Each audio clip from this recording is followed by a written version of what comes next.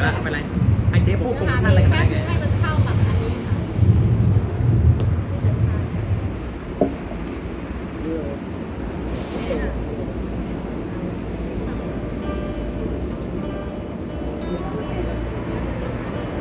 มาแล้ว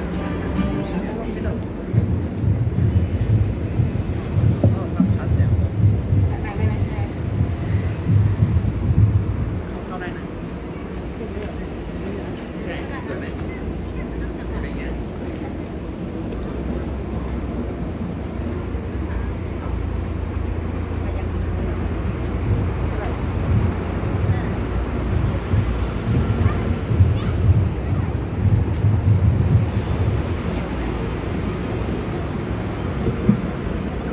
23 คนแล้วครับตอนนี้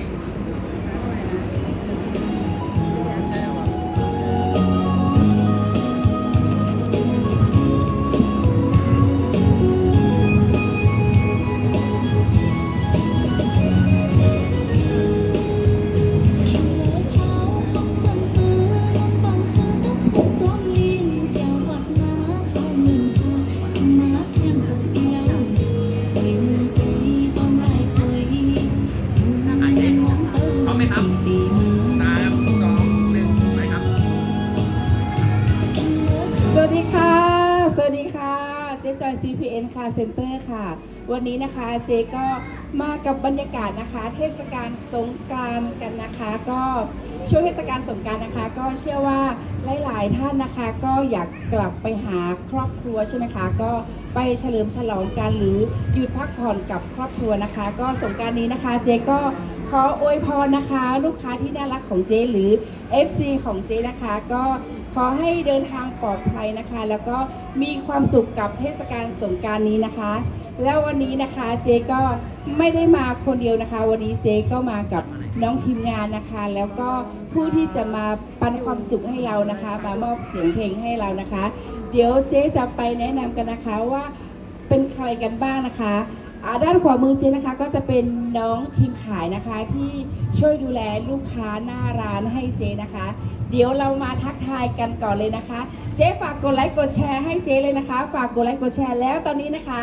วันนี้เทศกาลสงกรานต์นะคะ เจ๊ก็ส่งมอบความสุขนะคะ วันนี้ให้ทายตัวเลขกันมาเลยค่ะ ให้ทายตัวเลขวันนี้เจ๊ให้เลย2ตัวทายตัวเลข2ตัวนะคะ รับเงินรางวัลนะคะ 1,000 บาททันทีเลยนะคะ รับเงินรางวัล 1,000 บาท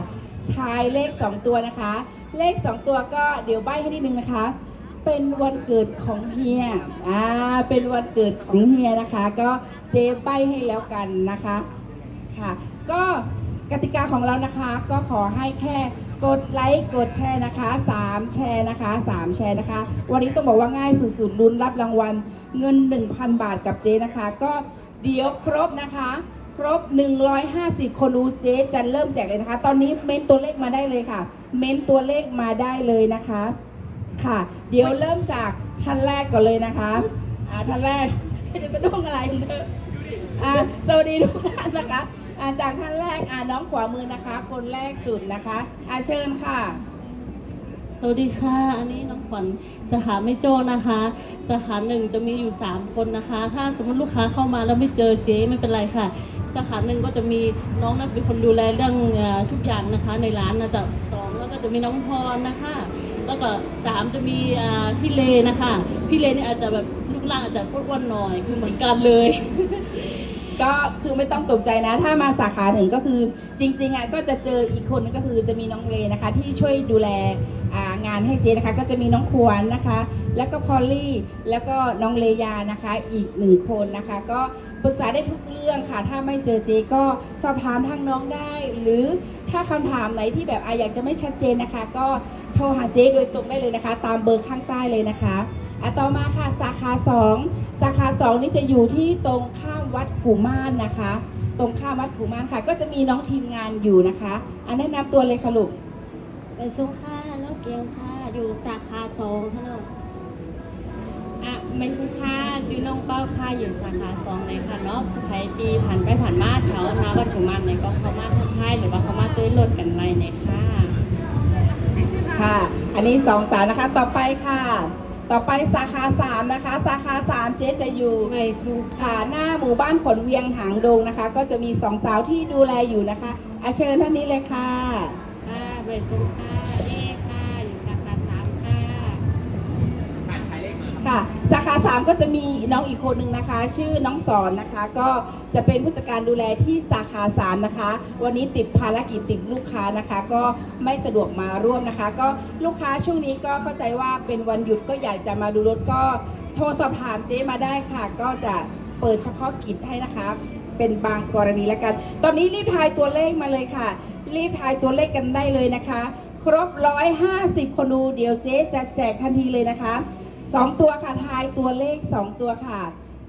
ฝั่งซ้ายของเจ๊นะคะก็จะเป็น3ท่านนะคะ3ท่านที่จะมามอบความสุขให้เราผ่านเสียงเพลงนะคะ เดี๋ยวเป็นใครกันบ้างเดี๋ยวให้น้องๆแนะนำตัวแล้วกันค่ะเชิญเลยค่ะ เอาค่ะไม่สุนค่ะเขาค่ะจีน้องนั่งนุ่นเลยค่ะ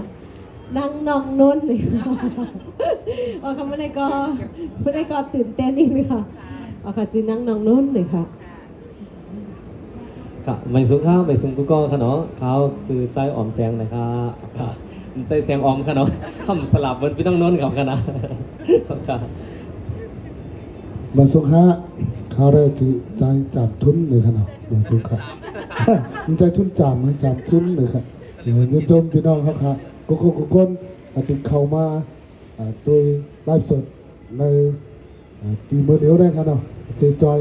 เป็นจัดปันเต็มที่นะครับเนาะอย่าไปลืมไทยกันเข้ามาครับ2ตัวเขามีรางวัล10,000ผมจะ1,000เลยครับอย่างนี้จบค่ะ ถ้า10,000นี่คือปล้นกันแล้วค่ะ ปล้น พี่ แล้ว จำรุ่นอันนี้ปล้นกันแล้วค่ะถ้า10,000นะคะค่ะอันนี้ก็เราก็ถือว่ามอบความสุขนะคะ กิจกรรมเล็กๆนะคะโอเคแต่อย่าลืมนะต้อง3แชร์นะกติกาของเรา3แชร์ค่ะ 3แชร์ ถ้าไม่แชร์ก็คือไม่ได้นะคะไม่ได้นะคะ อย่าลืมกันค่ะแชร์กันค่ะนะ3แชร์หนึ่งค่ะนะ 3แช่แล้วก็ท้ายตัวเลขมา2ตัวนี่ค่ะเอาค่ะสังวาอะไรเนี่ยเขาค่ะได้แจกเงิน 1,000 บาทนะคะเนาะเอาค่ะเจจอยเขาค่ะได้แจก 1,000 บาทเลยค่ะจอยกดไลค์กดแชร์ค่ะเนาะกดไลค์แล้วก็แชร์3แชร์แล้วก็ท้ายตัวเลขมา2ตัวเลยค่ะสำหรับพี่น้องค่ะทายถูกแล้วตักถูกเลยเจจอยเขาค่ะได้จัดปัน 1,000 บาทเลยค่ะเอาค่ะ ป้อมแชร์ถึง3แชร์ได้ไหมค่ะเนาะต้อง3แชร์มันเจอแชร์เหลี่ยมอะไรค่ะเนาะ แจ้วค่ะกติกาของเขามี3แช่เนี่ยค่ะเนาะ3แช่ก็ทายตัวเลขมา2ตัวเนี่ยค่ะ พี่ทูนลูกมีคำถามไหมพี่ทูนอันนี้ เอาค่ะ ท่ไหน เพราะว่ามี150เป้าเนี่ยเขาค่ะได้พี่ทูนนี่มาเลย เฉลยค่ะเนาะเอาค่ะ ซอยแตมปันว่าแชร์ปันเยาๆค่ะเนาะอินจ่องไรค่ะฮะไทยไรลิกไตแต้มลิกไตมาไทยไรลิกไทยแต้มลิกไทยมาค่ะเนาะว่าจอยแชร์ปันเยาๆค่ะนั่นก็แชร์เยาค่ะนี่ก็ไรค่ะเนาะเขาได้รู้ว่ามีคนแชร์เต้อยู่ค่ะนี่กันเนาะเพราะแชร์เต้เขาก็แจกเต้ค่ะเนาะเจ๊จอยค่ะเนาะแชร์จริงถูกจริงก็แจกจริง แจกจริงค่ะเจ๊จอยจัดให้อยู่แล้วนะคะ ครับ ก็ช่วงนี้นะคะที่รอผลนะคะลุ้นตัวเลขกันแล้วก็มาฟังเสียงเพลงนะคะชิวๆกันก่อนเอาเพลงอะไรก่อนดีคะวันนี้เอาใคร ท้ายนี้ก็ขอให้พี่จำทุนร้องก่อนนะคะ ค่ะ เอา เพลงนี้ชื่อเพลงอะไรคะพี่จำพูนบอกก่อน จือความห้องสายคอเนี่ย อ๋อค่ะถ้า สร้อยคอ ถ้าแปลเป็นภาษาไทยเนี่ยอารมณ์เพลงนี้จะประมาณว่าไงคะ ประมาณ ค่ะ เป็นเพลงอกหัก อ๋อเป็นเพลงอกหักนะคะ ใครที่อกหักก็อาจจะมีร้องไห้กันได้เลย ร้องไห้เล่นเลย ร้องไห้กันได้เลยนะคะ แต่มาหาเจ๊ไม่มีอกหักนะคะ ต้องบอกเลยว่ามาช่วงนี้นะคะ รับโปรโมชั่นดีๆ เด็ดๆอยู่แล้วนะคะ ฝากติดตามเจ๊ไว้เลยค่ะ แต่ตอนนี้นะคะเราไปฟังเสียงเพลงจากพี่ใจจามทุนก่อนค่ะขอเสียงปรบมือหน่อยค่ะ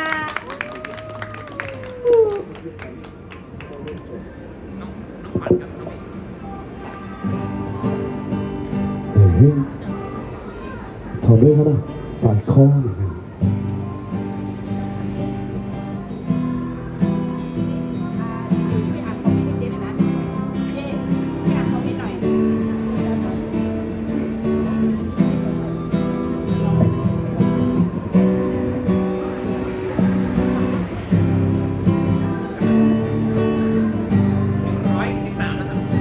เยี่ยมเลย ขอขาตั้งใหม่หน่อยลูก คันจึงเยาในใจเป็นเจ้าหือ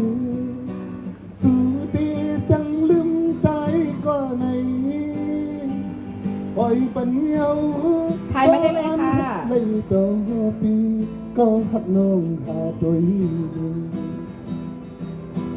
สายคอมันใจเมาพักตอนปุ่นตาสู่น้องนั้นกังจะหักเดเลจังปันเตะมือเลี้ยวน้องเป้าจังปีก็ขึ้นไว้เป็นตากบกูสังวาจึงปล่อยปังเก็บน้องเงินมาซื้อยุ่มเล่ปอกดินสู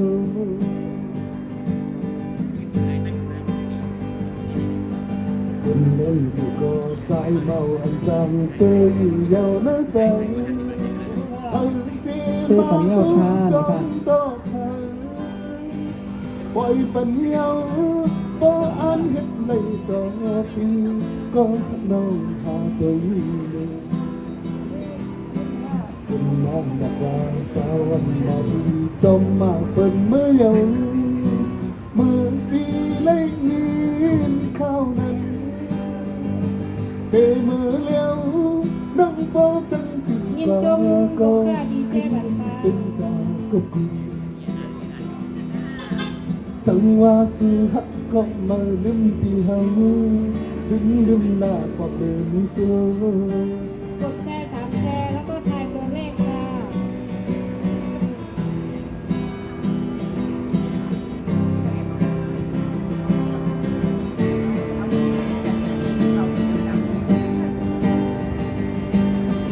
กดไลค์กดแชร์มาเลยนะคะทายตัวเลขมาได้เลยค่ะ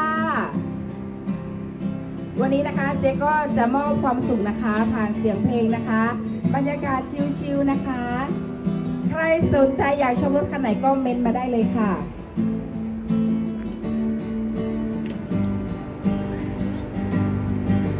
เคยมาโกงหันถึงยังในใจเป็นจังหือสู้ดีจังลืมใจก็ในปล่อยปัญญาบ่อันเฮ็ดในต่อปีก็หักน้องหาตัวอยู่สายคอใจเมาพักตอนปุ่นตาสู่น้องนั้นกังใจหักปีเลจังปันแต่เมื่อแล้วน้องโปจังปีก็ขึ้นไว้เป็นตากบกูสังวาจึงปล่อยปังแค่นอนมายุ่มเล่นตาเดินสู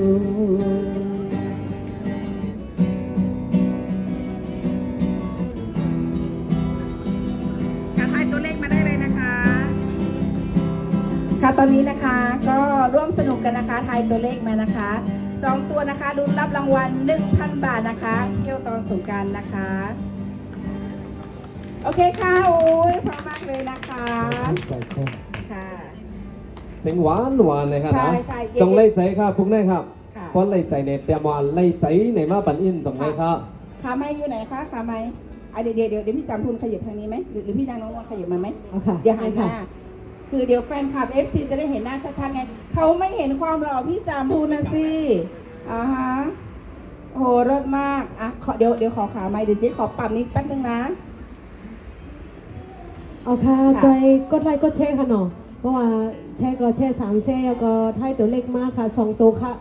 สำหรับพี่น้องค่ะทายถูกค่ะเนาะตักถูกในเดี๋ยวเลยรับรางวัล 1,000 บาทจากเจ๊จอยเฮาหน่อยค่ะเนาะเอาค่ะจอยแชร์3 แชร์หน่อยค่ะ ค่ะเที่ยวตอนสงกรานต์เนาะก็ ครับ ช่วงนี้นะคะเป็นเทศกาลสงกรานต์เจ๊ก็ฝากความปรารถนาดีนะคะ ก็ขับขี่รถนะคะก็อยากให้ระมัดระวังกันนะคะ เพราะว่ารถมันค่อนข้างจะเยอะนิดนึงเนาะช่วงเทศกาลสงกรานต์นะคะ แต่สำหรับลูกค้าเจ๊นะคะ ติดขัดนะคะติดขัดหรือมีปัญหาเรื่องรถสามารถโทรแจ้งเจ๊ได้ตลอดเลยนะคะ สามารถโทรหาเจ๊ได้นะคะ ก็ด้วยความยินดีค่ะเจ๊ก็ยินดีดูแลลูกค้าอยู่แล้วนะคะ ก็ลูกค้าก็เหมือนคนในครอบครัวของเจ๊เนาะค่ะพอลูกค้าไม่สบายใจเจ๊ก็รู้สึกไม่สบายใจไปด้วยเพราะฉะนั้นก็มีอะไรก็โทรปรึกษาเจ๊ได้เลยนะคะ ไม่ว่า จะเป็นลูกค้าของเจ๊นะคะ หรือจะเป็น FC หรือใครติดขัดเรื่องรถนะคะ ก็โทรมาสอบถามได้นะคะ เจ๊ก็จะมีทีมช่างนะคะ เจ๊จะมีทีมช่างที่คอยประสานงานและให้คำปรึกษาอยู่นะคะ ก็ทั้งทีมช่างที่เป็นคนไทยนะคะ แล้วก็เป็นทีมช่างที่เป็นพี่น้องไตเพราะว่าบางทีเราพูดกันก็จะเข้าใจกันง่ายกว่านะคะ ก็ ค่ะ ค่ะเนาะเพราะว่าอันเป็นลูกค้าขนาดของเจ๊จอยขนาดที่ซื้อรถกว่าเย้าในกันเนาะก็เขายังตึกใจว่าไอ้ซื้อรถให้เย้ากว่ากันเนาะยังตึกเป็นปีเป็นน้องเป็นครอบครัวกันอยู่ในกันนะสังเกตว่าอะไรใจรถกับเย้ามีปัญหาสังเสริมมาในก็คือสามารถตรงตั้งมาถามอะไรแล้วก็ปันตั้งอันถึงเป็นปังอะไรอยู่ในกันเนาะเอาค่ะ ต่อไปเดี๋ยวเพลงอะไรต่อคะ เอาค่ะก็มายินทำเต็มเพลงความของนางน้องนนท์ค่ะเนาะอันนี้จือว่าพูดถึงอยู่เนี่ยเอาค่ะใจกดไลค์กดแชร์ค่ะเนาะแชร์3แชร์แล้วก็ท้ายตัวเลขมา2ตัวนี่ค่ะสำหรับพี่น้องค่ะตักถูกเนี่ยตั้งเจจ้าค่ะเดี๋ยวแจกรางวัลค่ะเนาะ1,000 บาทเลยค่ะเอาค่ะก็แชร์3แชร์แล้วก็ตักมาค่ะเนาะ2ตัวค่ะเอาค่ะก็มายินทำเต็มเพลงความค่ะเนาะอันนี้จือว่าพูดถึงอยู่นี่ค่ะ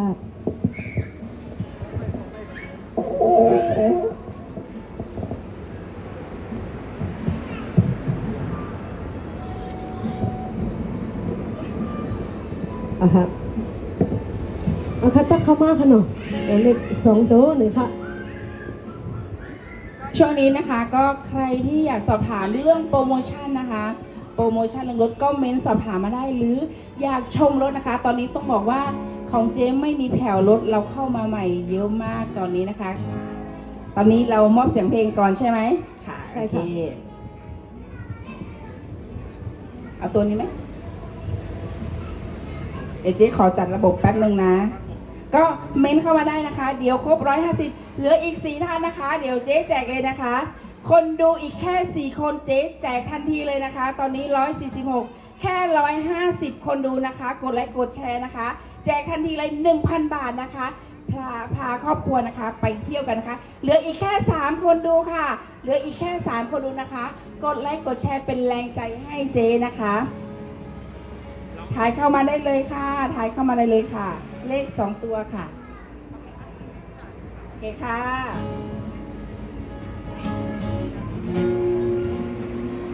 เอาค่ะวันนี้ทำเต้นค่ะเนาะพูดถึงยิ้วหน่อยค่ะอันขาดอันยันสังสีนึกกี่กังมาเลตั้งเก่าอยู่ห่างไกลกันมาล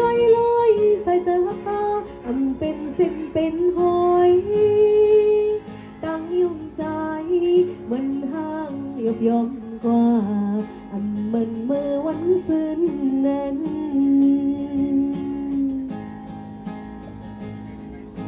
อันจออันทำสังภัยนึกใจอ่อนใจมีเจิงหือขันไหวเป็ดหนังมือลอยอ่อนใจทับแทงก็มือห้องเจอจอยตื่นวันคืนกังใจสุใจอยู่อันนัดก็ตึงหูถึงเคยเป็นเจิงหือให้ใจคิดเป็นดังเตอำคัดควางสั่งเตอำในตั้งพิษพังสั่งว่านังตึงหักใจใจเตรียมเสื้อใจนังตีคำเวนังอันตีตัดให้ลุ่มป่าลอยลมเกี่ยวให้เหมือนกังใจหันใจอ่อนใจมีตั้งซื้อใจ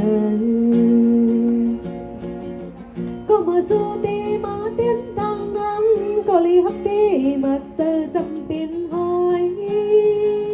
เจ็บคือเจ็บก็เตรียมใจต่อต้นตาใจที่ซื้อใจ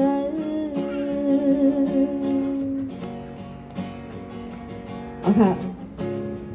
ต้องจับเข้ามาค่ะเนาะ2ตัวหน่อยค่ะแล้วก็แช่3แช่หน่อยค่ะแล้วก็ตักเข้ามา2ตัวค่ะ เอาครับก่อนเอาตีเล่นเกมขนาดอย่าไปลืมแชร์ปัน3แชร์กันนะสังเกตว่าภายในแชร์แว่น1แชร์หรือ2แชร์เนี่ยก็ แช่ให้มันครบถึง3แช่เลยกันเนาะเอาค่ะป้อมถึง3แช่เลยตักถูกกระห้อมปั่นเลยกันเนาะ2ตัวใต้มาค่ะ อันคารอันยันสังสีเนื้อเกกังมาและตั้งเก่าอยู่ห่างไกลกันมาลอยลอยใส่เจอหักค่าอันเป็นเส้นเป็นหอยตั้งยุ่มใจเหมือนห้างยบย่อมกว่าอันเหมือนเมื่อวันสิ้นนั้น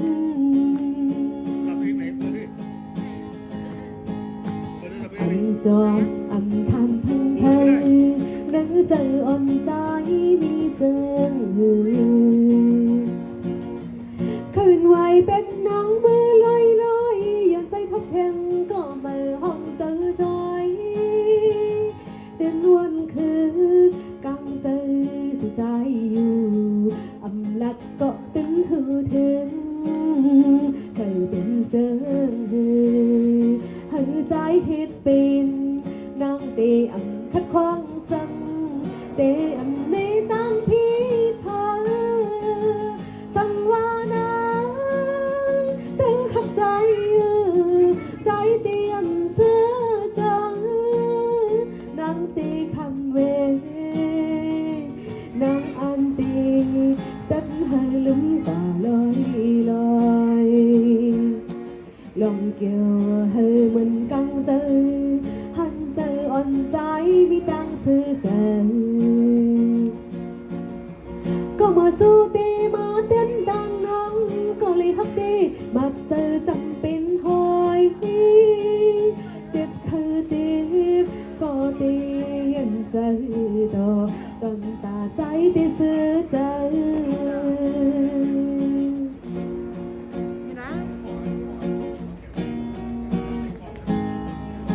เอาค่ะจ่องไล่ใจกันค่ะเพ่งก้อนพุงได้ค่ะจ่องไล่ใจกันค่ะมีแอดมินเขาตัวเนาะมีบางเจ้าถามมาเขากลุ่มห้องก้อมอยู่ด้วยค่ะไหนแอดมินเขาตั้งหลังมีแต่เป็นลายปากก็เป็นปากค่ะเนาะ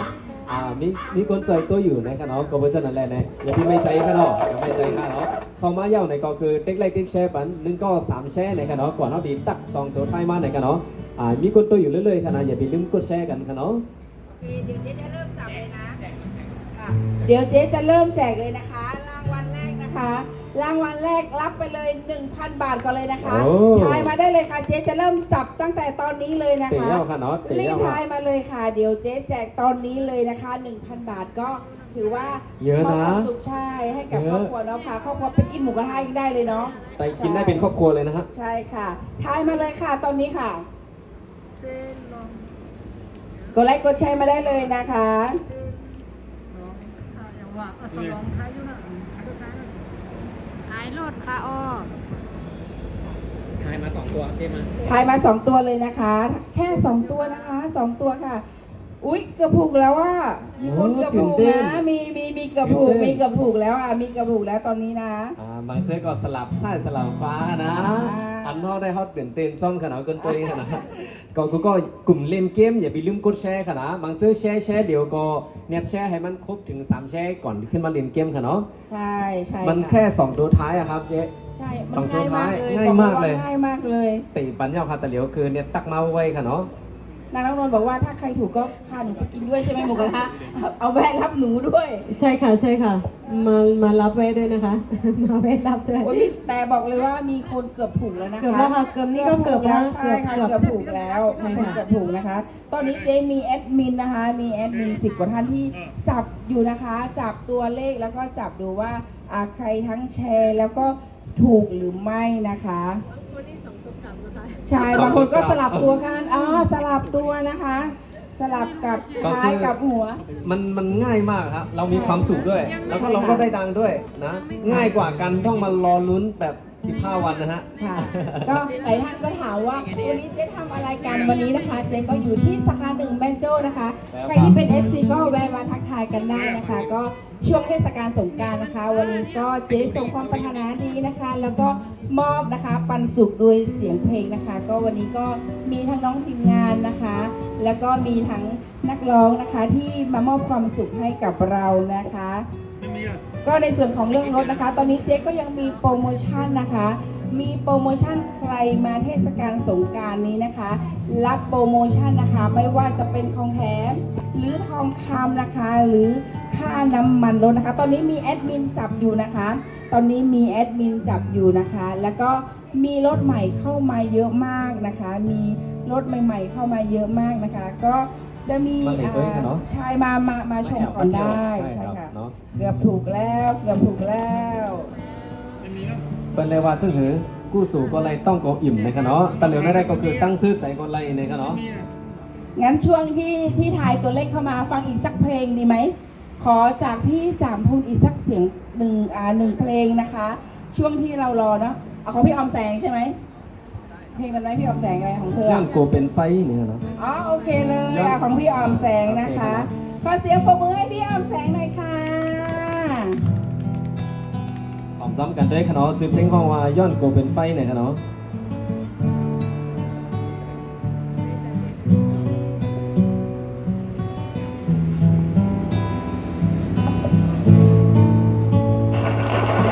Ngày trời đi quên son cố biên lòng phiên phơi chừng mưa khao trăng hắc căn má cho mưa liêu chừng bênมันมีลองทางเกี่ยวสองในก็อยู่ที่เกี่ยลินเฮเลยวันสิยันอยู่มาหังเก่าปอลูกวันดูกว่าที่หันใส่เงาเลินก้มสังหาในซ้ำอำมาเหมือนนานให้มีทางกัดยินเจอเคยพ้นหล่นไหลลงสุดเจอถึงมายามมือเลี้ยวดีอำซื้อมือที่คนขึ้นเคยเดผิดเนื้อกี่เฮาสองทุงลีป้องเจอขึ้นอีหนึ่งภายใจที่ปกมือยอมเยาหันเจอเลยอยู่ยอเก่ายอมเก่านอมเยาลูสั่งว่าเฮ็ดเลยเนื้อที่มาใจที่แทนขึ้นอันยุ่งก็วันหนึ่งพามือขึ้นที่หูถือจนอันปีลานมาในหังนาเลลาดก้อยยันก็เป็นไฟไม่เหลือไหนสั่งว่าเฮ็ดเลยเนื้อที่มาใจที่แทนขึ้นอันยุ่งก็วันหนึ่งพามือขึ้นที่หูถือความมันปีลานมาในหังนาเลลาดก้อยยันก็เป็นไฟเดินเลิศมา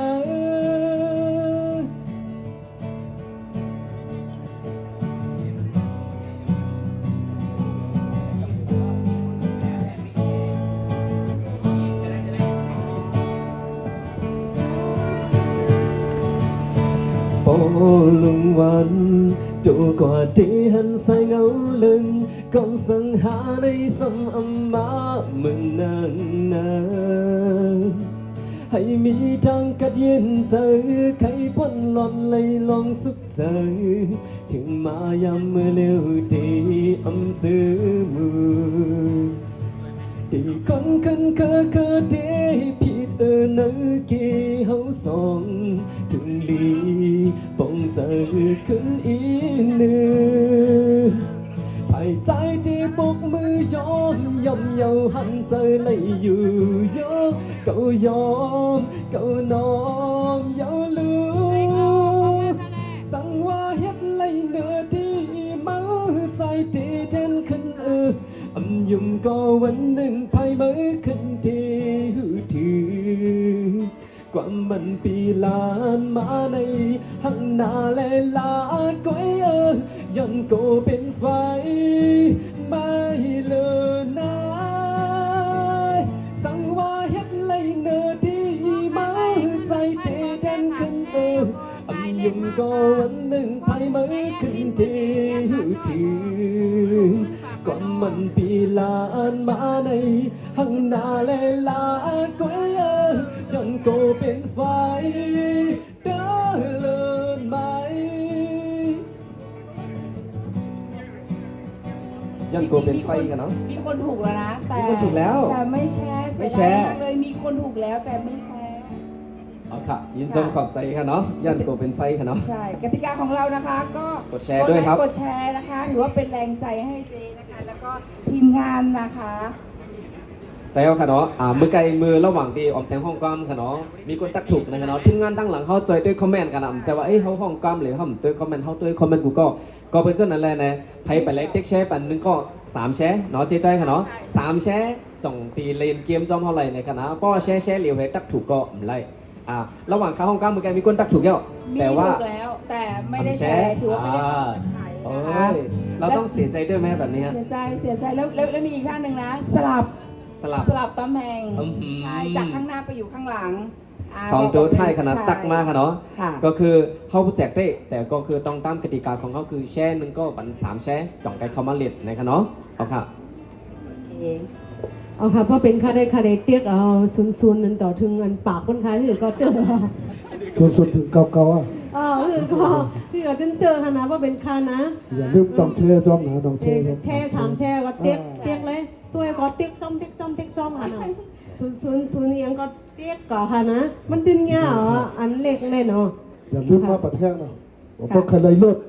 หรือไรมากเลยเจจอยจัดให้ เจ๊จอยจัดให้เลยค่ะ ต้องบอกเลยว่าจัดหนักจัดเต็มเลยนะคะ โปรโมชั่นของเดือนนี้เนาะ ครับ รับลมร้อนนะคะ เจ๊ค่ะ เอาค่ะ ไอ้รีโวข้างหลังเท่าไหร่คะ รีโวข้างหลังรีโวข้างหลัง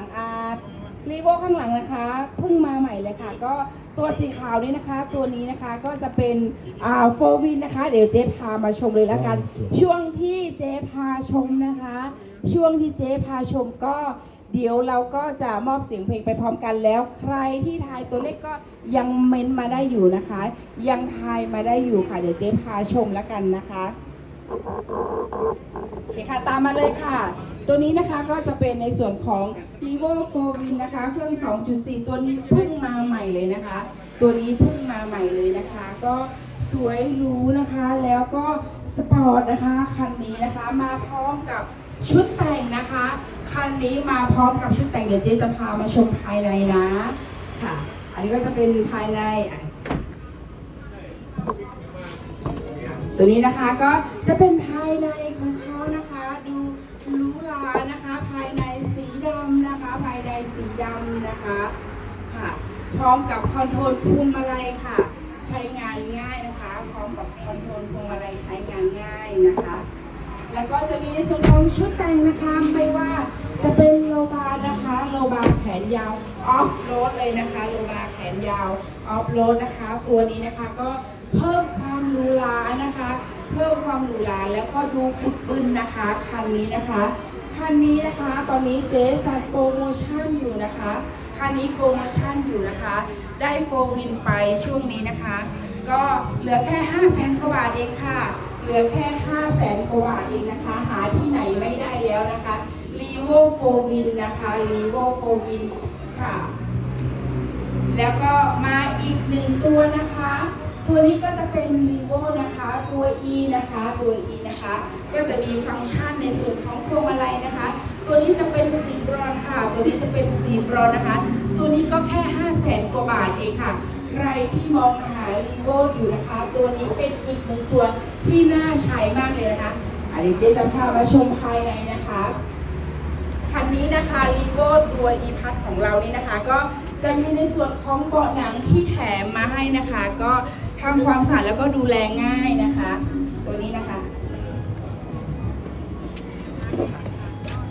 ตัวนี้นะคะก็เป็นตัว E ก็สามารถมี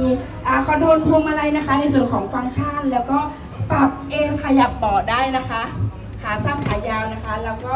อยากให้นั่งแบบสบายๆแล้วก็สามารถปรับได้นะคะ ปรับได้ก็จะมีในส่วนนะคะตัวนี้นะคะใช้งานก็จะมีไฟที่ค่อนข้างให้แสงสว่างตัวนี้ให้มา3จุดเลยนะคะให้มา3จุดเลยนะคะก็ในส่วนของ r e v o นะคะในส่วนของ r e v o ก็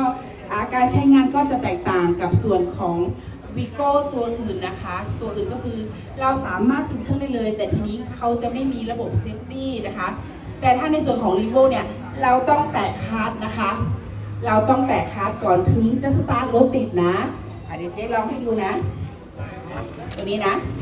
ตัวนี้เห็นไหมคะ เจ๊ไม่สามารถจะสตาร์ทติดเลยนะค่ะอันนี้ก็เป็นทริคเล็กๆน้อยๆนะคะ แต่ว่าสมมุติเจ๊ลองเหยียบคลัตช์นะคะเดี๋ยวขอปรับเบาะนิดนึงนะขาสั้นค่ะเหยียบคลัตช์นะคะก็ค่ะอันนี้ก็ถือว่าเป็นระบบเซฟตี้อีกตัวหนึ่งนะคะที่เขาเรียกว่าเซฟบางท่านเนาะลืมใส่เกียร์ค้างไว้อะไรเงี้ยค่ะรถก็จะได้ไม่พุ่งชนไปข้างหน้านะคะโอเคนะคะระบบของ Revo นะคะเจ๊มองว่าค่อนข้างจะช่วยเราได้เยอะเนาะบางท่านก็คือขี้ลืมบางทีเจ๊ก็เป็นเหมือนกันค่ะค่ะตอนนี้ทายเลขมาได้อยู่นะคะตอนนี้มีคนใกล้เคียงที่สุดแล้วเนี่ยตอนนี้มีใกล้เคียงเมื่อกี้ข่าวว่าไงคะถ้าไม่ใช่ลูกค้าเล่นได้ไหมคะ ได้ค่ะ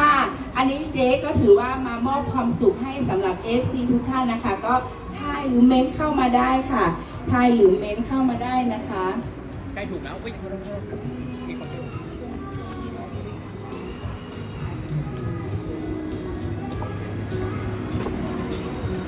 โอเคค่ะ อยากชมคันไหนอีกทายมาได้เลยค่ะ เดี๋ยวเจ๊จะพามาชมบรรยากาศหน้าร้านนะคะ เดี๋ยวจะพามาชมบรรยากาศหน้าร้านนะคะเธอเดินไปก่อนทันต้องมาอย่างเนี้ยต้องละค่ะโอเคนะตามมาเลยนะคะก็บรรยากาศหน้าร้านทั้ง3 สาขาของเจ๊นะคะบางท่านเพิ่งเข้ามาไม่ทราบว่าตอนนี้เราทำกิจกรรมอะไรแล้วอยู่ที่ไหนนะคะก็ตรงนี้นะคะก็ CPN Car Center เจ๊จอยจัดให้นะคะเจ๊จอยเนี่ยของเรามี3 สาขานะคะสาขา1อยู่ที่แม่โจ้ที่เราอยู่ตอนนี้นะคะสาขาที่2อยู่หน้าวัดกุมารสาขา3อยู่หน้าหมู่บ้านขวัญเวียงหางดงค่ะก็จะสังเกตง่ายๆก็จะมีรูปเจนะคะบางท่านกลัวเข้ามาผิดร้านนะคะพลาดโปรโมชั่นก็สังเกตหน้าร้านแล้วกันนะคะเจ๊จอยจัดให้ค่ะก็จะมีรูปเจนะคะรูปเจอยู่ที่หน้าร้านนะคะก็บรรยากาศอันนี้ก็สายแม่โจ้นะคะสำนักงานใหญ่อยู่แม่โจ้ค่ะคนรู้ยังเจ๊ค่ะ มีคนถูกแล้ว1 คนแต่แชร์1 แชร์เองค่ะ ค่ะขอแชร์มีคนถูกแล้วแต่ทีมแอดมินบอกว่าแชร์มาแค่1 แชร์น่าเสียดายให้รีบแชร์ตอนนี้นะคะให้โอกาสนะคะชื่ออะไรคะลูกชื่อว่าตอนนี้เรามีแอดมินตรวจสอบอยู่นะคะมีนะคะก็อันนี้ถึงบรรยากาศหน้าร้านนะคะก็พาชมชิลๆนะคะพาชมชิลๆนะคะตามมาเลยค่ะเดี๋ยวแอดมินจับหน่อยค่ะว่าชื่ออะไรนะชื่อที่มียังไม่พอค่ะ ที่มียังไม่พอไหนแคปมาหน่อยยังไงดิโอเคที่มียังไม่พอไอ้นี่พี่ดูขยับมาหน่อยดูนี่นะคนนี้นะคะที่มียังไม่พอยังไม่ท้อขอสู้ขอแชร์เพิ่มให้เจ๊อีก1 แชร์ระวังรถกระดูกขอแชร์เพิ่มให้เจ๊อีก1 แชร์นะคะเดี๋ยวรับรางวัลจากเจ๊ไปเลยค่ะ 1,000 บาทค่ะตามมาเลยนะคะเดี๋ยวเราก็จะมามอบความสุขกันต่อนะคะ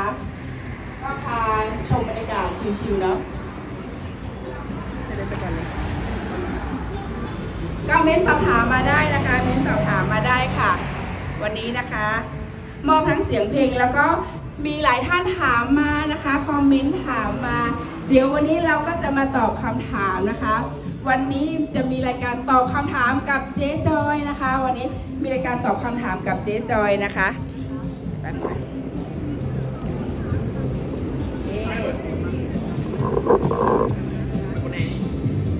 เดี๋ยวขอทีมงานค่ะคำถามมาเลยค่ะ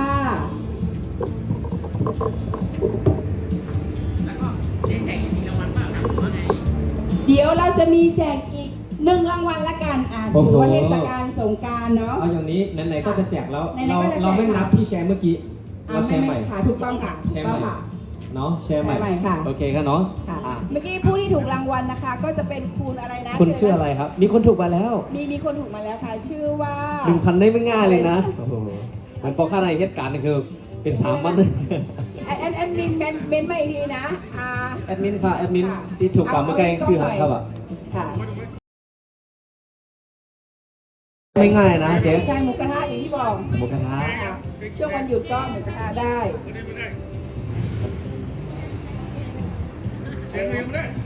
ค่ะก็ขอใช้เพิ่มให้เจ๊หน่อยนะคะ ก็ถือเป็นแรงใจนะคะรับไปแล้วนะคะ เราจะเล่นเกมอีกนะฮะเฮาดีตีปังบอยเล่นเกมเอาแทงในคณะสังเกตว่าแพงเข้ามาเลยตั้งแต่เล่นเกมเจ้ามือไก่อย่าปีพุงน้อยอกน้อยใจค่ะเนาะตะเหลียวก็คือแช่ใหม่ค่ะเนาะไผแช่เย้าก่อนเนาะกดหมายน้ำมันตั้งก่อน ทั้งสองกำค่ะ แช่มาอีก2แช่ ค่ะ อีก2แช่ฮะ ขอ รอบ อีก นี้ 2แชร์ชื่ออะไรนะลูกชื่ออะไรนะคะ ชื่อว่าพูดดังๆเลยลูก ที่มียังไม่พอ ที่มียังไม่พอเอาที่กล้องให้เขาหน่อยค่ะ ที่ ที่ มี มี ยั ยัง ง ไม่ ไม่ พ พ อ อนะคะ ขอแชร์ให้เจ๊นะคะ คุณเป็นผู้โชคดีนะคะรับไปแล้วนะคะ แช่อีกสองแช่ค่ะ14ค่ะ อ๋อ 14 ค่ะ เขาบอกว่าจริงๆ อาจจะติดขัดตรงระบบนะคะ เขาบอกว่าแชร์มาแล้ว10แชร์ขอบคุณมากค่ะ ได้เป็นผู้โชคดีนะคะ รับรางวัล 1,000 บาทนะคะ ให้ติดต่อมาทางอินบ็อกซ์เลยนะคะ เจ๊จะมี แสดงความยินดีด้วย แอ ครั ด บ มินนะคะ ก็ส่งถ้าไม่สะดวกมารับด้วยตัวเองก็ส่งหมายเลขบัญชีมานะคะ ส่งหมายเลขบัญชีมาเลยค่ะ แคปหน้าจอตรงนี้ไว้นะคะ แคปหน้าจอไว้แล้วก็อินบ็อกซ์มาในข้อความจะมีแอดมินตอบอยู่นะคะ รับไปเลย 1,000 บาทเลยค่ะ นะคะก่อนยินจมๆค่ะเนาะตีปูโชคดีเขาค่ะเลยครับเงินรางวัลดีจากเจ๊จ้อยเขาค่ะ 1,000 บาทเลยค่ะเอาค่ะก็อย่าไปเน็ตก่อนตั้งเลยค่ะเนาะก็มองค่ะในมีแจกแทงเลยค่ะนะก็แชร์3แชร์กับมองค่ะในมีไทยตัวเลข3ตัวเลยค่ะนะเอาค่ะ เดี๋ยวก็จะกลับเข้ามาสู่รายการนะคะ ก็ถามตอบกับเจ๊จอยนะคะ เอาค่ะเจ๊เอาค่ะ ก็จะมีคำถามที่ลูกค้าฝากถามมาหรือเม้นต์มานะคะ หรือตอนนี้นะคะถ้าไหนที่ชมอยู่นะคะ ตอนนี้นะคะเราอยู่ที่ร้านเจ๊จอยนะคะ สาขาแม่โจ้ค่ะ เป็นร้านขายรถยนต์มือสองนะคะ สภาพดีต้องบอกเลยสภาพดี สภาพใหม่มีคุณภาพนะคะถามมาเลยค่ะคำถามแรกค่ะ ค่ะดีลูกค้าสอบถามกันเข้ามานำนะเนาะ ค่ะ เพราะว่ากังวลทีใจนะเลยค่ะเนาะก็จะไม่ว่าห้ามนี่ไปขับขี่ตรงเตะออกเลยค่ะเอาไปป้อค่ะว่าเป็นบ้าน10 ปีตัวใหม่จอมเลยค่ะเนาะเห็นก็เอกสารต้องซุกซักเลยค่ะ ค่ะก็ที่ร้านเจนะคะก็จะเป็นรถยนต์มือสองนะคะ เป็นรถสภาพดีนะคะ ของเจก็ในส่วนคำถามแรกก่อนถามว่า ไม่มีใบขับขี่ออกได้ไหมกังวลมากเลยออกได้ไหมเพราะว่าโดยเงื่อนไขต้องมีใบขับขี่ไหมนะคะ ก็สำหรับที่ร้านเจ๊จอยนะคะ เจ๊ยืนยันตอนนี้เลยนะคะ ของเจ๊ก็อาจจะเป็นร้านเดียวก็ได้นะคะ ที่สามารถทำได้นะคะ ก็แนะนำให้ลูกค้านะคะเข้ามานะคะเลือกเอกสารก็มาคุยกันได้ แต่เจ๊ยืนยันตอนนี้เลยนะคะว่าของเจ๊สามารถทำให้ได้นะคะ หมายถึงว่าออกรถให้ได้ ใช่ออกรถให้ได้นะคะ อนุมัติให้ได้ หมายถึงว่าสังเกตว่าพี่น้องเขาค่ะนะใครรถยนต์มังเจอไปมีใบขับขี่ใครรถยนต์ก่อนจงแก่กับเฮ็ดใบขับขี่ภายหลังเนาะเพราะปีนรายได้ใบขับขี่ซึ่งถือก็มันก็ต้องเฮ็ดอยู่เยอะเนาะก็กับว่าระหว่างได้เขายังไปไล่เฮ็ดใบขับขี่ไปไล่มา ใช่ค่ะ แค่ออกรถอันดังในก็คือไล่อยู่นะคะเนาะค่ะ ได้ค่ะก็คำถามต่อมาคำถามว่าอะไรนะ ขอถามแทงคอหนึ่งค่ะ ค่ะ บ้าน10 ปีต้องเตะออกไล่เลยค่ะเนาะเป็น10 ปีตัวใหม่เลยค่ะเนาะ ค่ะ ของเจ๊นะคะออกได้ทุกบัตรทุกใบค่ะ ยืนยันตรงนี้เลยนะคะว่า สามารถออกได้ทุกบัตรทุกใบไม่ว่าจะ10 ปีตัวเก่าตัวใหม่พาสปอร์ตนะคะก็ออกได้นะคะของเจ๊นะคะ ก็เพียงแค่เขาเรียกว่าไงมีใจเนาะมีใจก็ติดต่อเข้ามาได้นะคะ ถ้าไม่สะดวกเดินทางมานะคะ ก็อาจจะส่งบัตรมาให้ดูก่อน หรือว่าโทรสอบถามตามเบอร์นี้ได้เลยค่ะ โทรสอบถามมาได้เลยค่ะ เอาค่ะเฮก็เอกสารต้องซุกซักเลยค่ะเนาะต้องเตะไล่แพทย์การแพทย์งานเข้ามาหลายวันเลยค่ะเนาะ ของเจ๊นะคะขั้นตอนแรกเลยนะคะ ก็จริงๆเจ๊อยากให้สอบถามเข้ามาก่อน บางท่านที่ไม่ชัวร์เนาะหรือว่าถ้ายังไม่ชัวร์อีกเพราะว่าส่วนใหญ่เจ๊เข้าใจว่าพี่น้องขยายเราเนี่ยไม่อยากจะลางานเพราะว่าโดยพื้นฐานคือเป็นคนขยันอยู่แล้วไม่อยากเสียการเสียงานใช่ไหมคะเจ๊เข้าใจตรงจุดนี้แล้วก็ไม่อยากให้ลูกค้าต้องเสียเวลาจริงๆ ก็คือแนะนำว่าให้โทรสอบถามมาก่อนได้นะคะโทรสอบถามมาก่อนได้ของเจ๊เนี่ยเอกสารครบจบในวันเดียวนะคะทำสัญญาวันนี้พรุ่งนี้สามารถรับรถได้เลยค่ะ อันนี้เจ๊คอนเฟิร์มเลยค่ะ ไว้อย่างกับ 5G เลย ถูก นะ ต้องค่ะ ก็ทำงานแบบวัยรุ่นนะเจ๊ทำงานแบบวัยรุ่นนะคะ ก็ตอนนี้3คำถามไปแล้วก็ใครที่อยากเล่นเกมก็ยังทายตัวเลข2ตัวมาได้อยู่นะคะ ตอนนี้เจ๊เปิดพาร์ท2นะคะรอบแรกใครที่ยังไม่ทันนะคะ ตอนนี้ให้ทายมาได้เลยนะคะ2ตัวนะคะ เอา3ตัวเลยเหรอ รอบนี้3ตัวนะ 3ตัวใช่ไหมข้าวก่อน แชร์2แชร์ ง่ายเกินไปใช่ไหม มันง่ายเกินไปรอบนี้3แชร์นะค่ะ2แชร์แต่ว่า ค่ะ 3ตัวนะโอเคครับ ได้เลยค่ะ 2แชร์3ตัว 3ตัว โอเคเนาะ 2 แชร์นะคะก็ตอนนี้ช่วงที่รอใช่ไหมหรือเม้นต์มาก็มอบเสียงเพลงก่อนไหมสักเพลงไหม คู่เลยไหม เพลงคู่ไหม คู่เลยหนึ่งห้อง เพลง เนาะ คู่ จัดไป ค่ะค่ะ เอาเข้า3เป็นหนึ่งห้องเดี๋ยวย้อนห้องจ้องที่ทั้งน้องโดนแทงรอบหนึ่งเลยครับเนาะ เอาค่ะ เมื่อได้เขาเป็นกีตาร์สดนะครับเนาะ เอาค่ะเล่นสดค่ะเล่นส เล่ ด นสดครับ ค่ะ จองไล่ใจเพลงความเข้า3เป็นหนึ่งห้องนะครับนะ เมนเข้ามาได้นะ ใครอยากฟังเพลงไหนนะคะ กับนักร้องทั้ง 3 ท่านนะคะ ไม่ว่าพี่ใจจำพูนนะคะ พี่ออมแสงแล้วก็นางน้องนวลนะคะ ก็เมนเข้ามาได้ และลูกค้าเมนถามว่ามีโฟวินไหมข้างหลังเจ๊เลยค่ะ ตอนนี้เป็น r ีโวโฟวินเครื่อง 2.4 ค่ะ ตัวนี้มาพร้อมกับชุดแต่งออฟโรดเลยค่ะ แวะเข้ามาชมได้นะคะจอดอยู่ที่สาขา1แม่โจ้ค่ะ ตอนนี้มอบเวทีนี้นะคะ ให้กับนักร้องคู่ของเราเลยนะคะ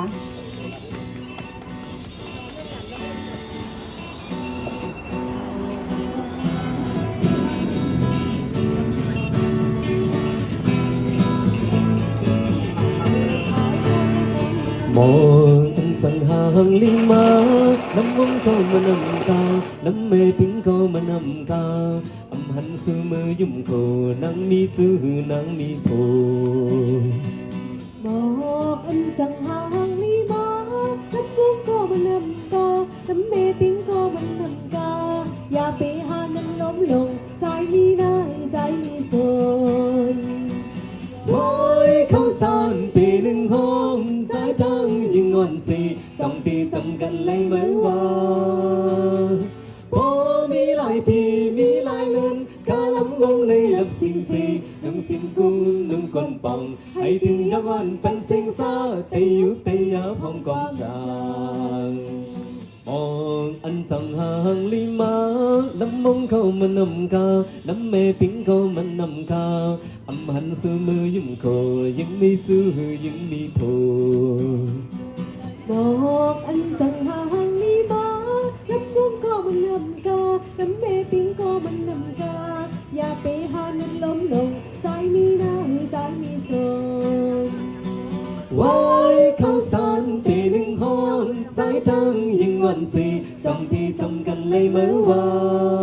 นพอมีหลายปีมีหลายเลือนคาลำวงในหลับสิงสีหนึ่งสิงกูนหนึ่งก้นป่องให้ดึงย้อนวันปันสิงซาแต่อยู่แต่ยามห้องกองใจ เอาค่ะใจกดไลค์กดแชร์ค่ะเนาะแชร์2แชร์ก็ทายตัวเลขมา3 ตัวเลย ตัว ค่ะ ค่ะนะแต่เดี๋ยวก็เขาเล่นเกมกันค่ะเนาะพ้องตึกลีมุนลีเซอร์ลีเกี่ยวเนี่ยค่ะเนาะ แจ้ว เอา ค่ะ ค่ะเนาะ มองอันจังห่างลิมาลำมงเข้ามานำกาน้ำเมปิงเข้ามานำกาอำหันซื้อมือยุ่มโคยังมีจื้อยังมีโพ บอกอันจังหางนี่มาน้ำวงก็มันนำกาน้ำเมปิงก็มันนำกาอย่าไปหานั้นล้มลงใจมีหน้าใจมีส่วน ว้ายเข้าสารปีหนึ่งห้องใจทั้งยิ่งวันสีจำที่จำกันเลยเมื่อวานพอมีหลายปีมีหลายเลือนคาลำมงในหลับสิงสีหนึ่งสิงกูหนึ่งก้นป่องให้ถึงยักวันปันสิงซาแต่อยู่แต่ยามห้องความจาง เขาซันเป็นหนึ่งห้องนะครับเนาะเข้ากับถอมอะไรนะครับเนาะ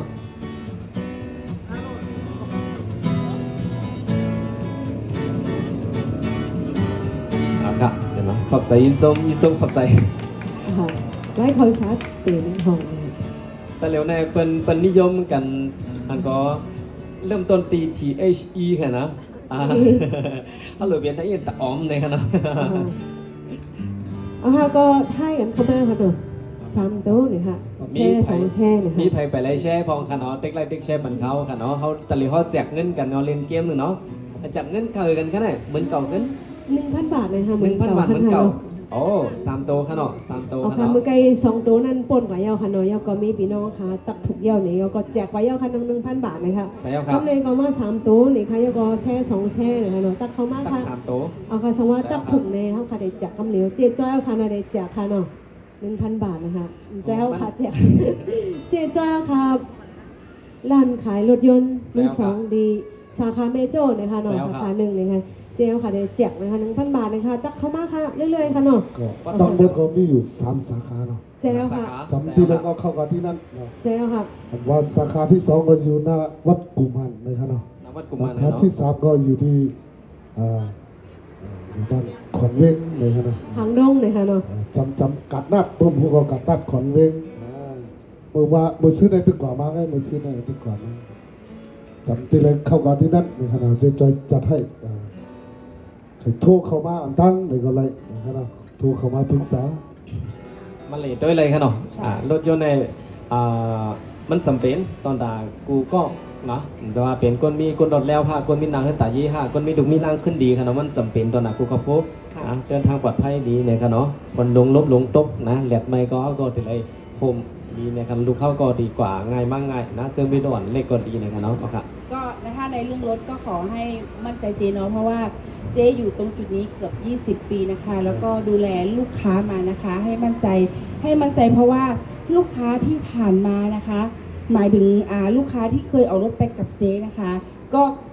ต้องบอกเลยว่ากระแสตอบรับดีมากนะคะ แล้วก็ของเรานี่ก็ได้ต้องบอกเลยว่าเป็นอันดับต้นๆเลยนะคะ เป็นอันดับต้นๆของภาคเหนือเลยนะคะ ที่ร้าน CPN Car Center ของเจ๊จอยนะคะ ตอนนี้กระแสต้องบอกว่ามาแรงนะคะ ก็ต้องขอบคุณลูกค้าอีกท่านหนึงนะคะ ที่อุดหนุนและก็ให้การสนับสนุนเจ๊นะคะ เหมือนกับว่าใช้ดีบอกต่อนะคะ ก็ของเราก็จะมีลูกค้า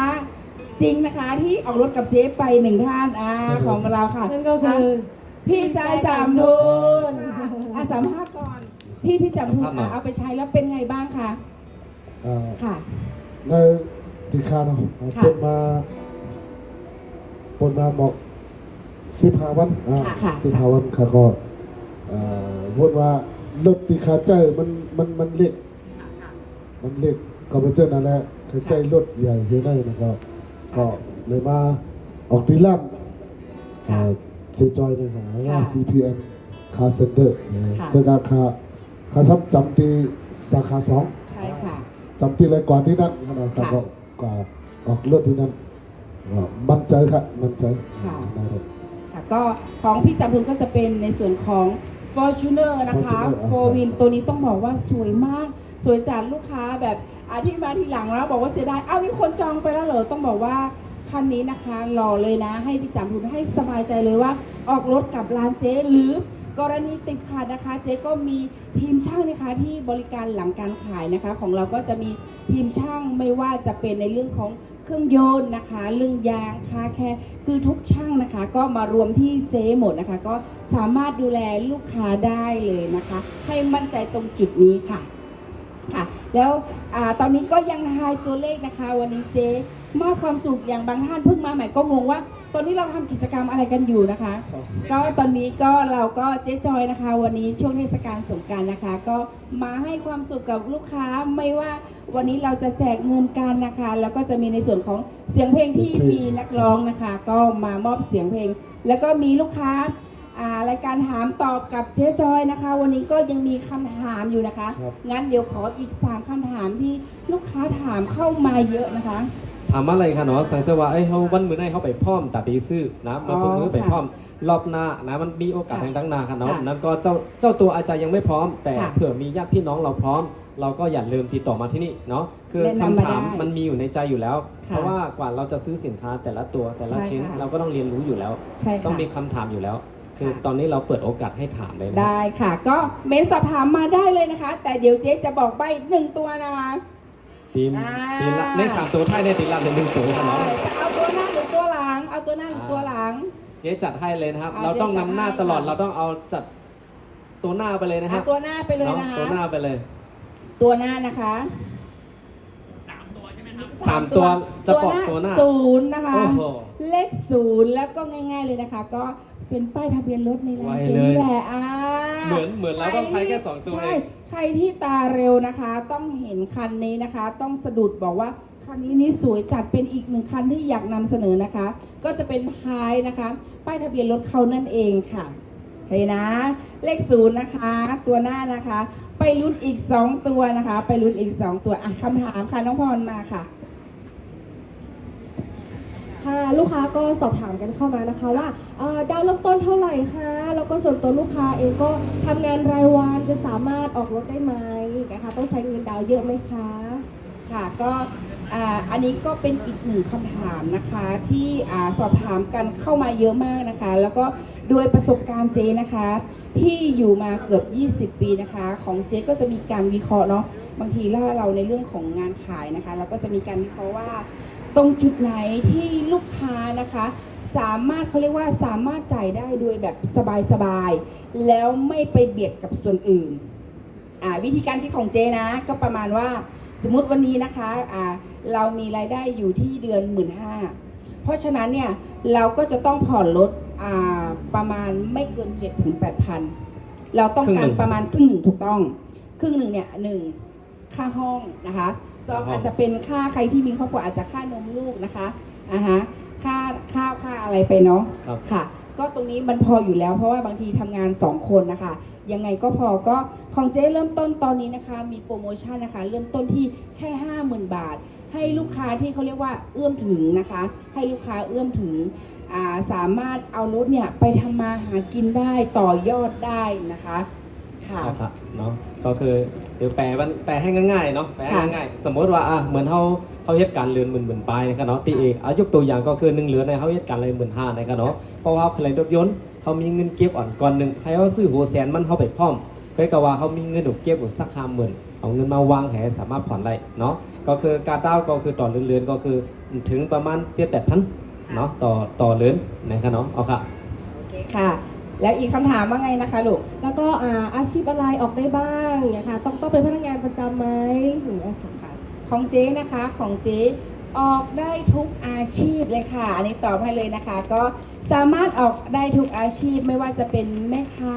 นะคะทำงานก่อสร้างนะคะที่เจอเยอะนะลูกค้าเจ๊นะคะส่วนใหญ่ก็ทำงานเหตุการณ์ก่อสร้างค่ะน้ำค่ะต้องบอกว่าประมาณ 90% เลยนะคะหรือไม่ว่าจะเป็นธุรกิจส่วนตัวได้หมดนะคะก็ได้ทุกอาชีพค่ะก็ติดต่อสอบถามเข้ามาได้เลยค่ะก็คือมีลูกค้าถามมีเงินดาวไม่พออยากออกรถเองครับเจ๊จอยค่ะก็ใครที่ติดขัดเรื่องเงินดาวนะคะเจ๊แนะนำเข้ามาคุยกับเจ๊ได้เลยค่ะเข้ามาคุยทุกปัญหาเจ๊มีทางออกให้อยู่แล้วค่ะเอาค่ะเนาะอีกสักคำถามไหมที่แบบถามมาเยอะมากทวนคำถามให้อีกเมื่อกี้รอบหนึ่งเนาะในตามในภาษาไทยใหญ่เนาะก็คือเหมือนซึ่งว่าใครเลยโลดขนาดต้องเป็นเหตุการณ์ซึ่งคือพอจองที่ซื้อรถไหลบางคนเขาจะคิดว่ามันต้องเป็นคนทำงานใหญ่ไหมหลักหมื่นไหมอะไรอย่างเงี้ยเนาะบางคนก็เขาอะไรเป็นว่าเขาเหตุการณ์ส่วนตัวย่อมันจะว่าให้ก่อสร้างเนาะเหตุการณ์อาชีพขายออนไลน์ต่างๆนะเพราะมีเงินดาวก็สามารถดาวไหลจำเป็นต้องให้อาชีพสั่งเลยค่ะเนาะเอาค่ะขอบคุณค่ะขอบคุณค่ะอีกหนึ่งคำถามโอเคก็แทงคำถามนึงนะคะเนาะดีสอบถามกันเข้ามานำหนาเลยค่ะมันบอกว่าเขาเป็นพี่น้องใต้โกยอะไรกับมือกับคนไทยดีร้ายพอห้าโหลต้องโหลดจ้างคนไทยมาคำเลยค่ะตอนนี้มีคนถูกแล้วนะมีคนถูกแอนมินนิดหน่อยดูหน่อยเช็คก่อนแชร์ไหมแชร์ใช่ไหม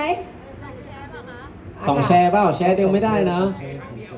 แชร์ครั้งเดียวชื่ออะไรเดี๋ยวขอให้เขาแชร์ตอนนี้เลยเอาไม่ได้ใช่ไหม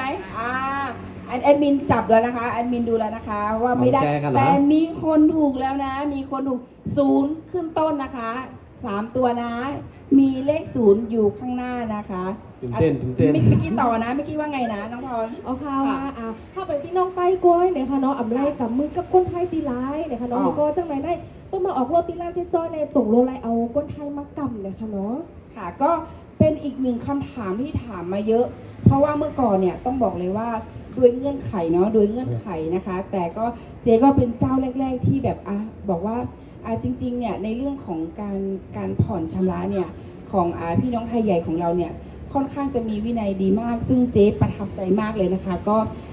ได้เขาเรียกว่าไง คุยนะคะมีการคุยกับทางไฟแนนซ์ทีนี้เนี่ยในส่วนของร้านเจ๊เนี่ยนะคะในส่วนของร้านเจ๊ตอบได้ตรงนี้เลยค่ะว่า